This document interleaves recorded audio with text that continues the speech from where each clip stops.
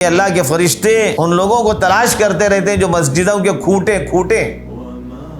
मस्जिदों में बैठा करते हैं। बंदे मोमिन जब तक मस्जिद में बैठा रहता है अल्लाह का जिक्र करते हुए, अल्लाह से दुआएं करते हुए, अल्लाह के फरिश्ते उसके हक में दुआएं करते रहे, अल्लाहुम्मा अग़फ़िर लहू अल्लाहुम्मा रहमहू, अल्लाह इस बंदे की मग़फ़िरत फरमा, इस पर रहम फरमा।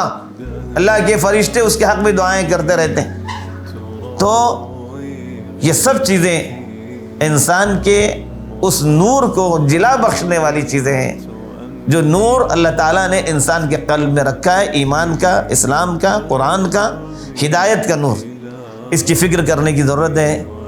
असल कामयाबी की चीज़ इंसान के लिए उसके क़ल्ब के अंदर पाया जाने वाला नूर है। उस नूर से अगर बंदा बेबहरा हो गया, तबाही और बर्बादी के सिवाय कुछ नहीं है।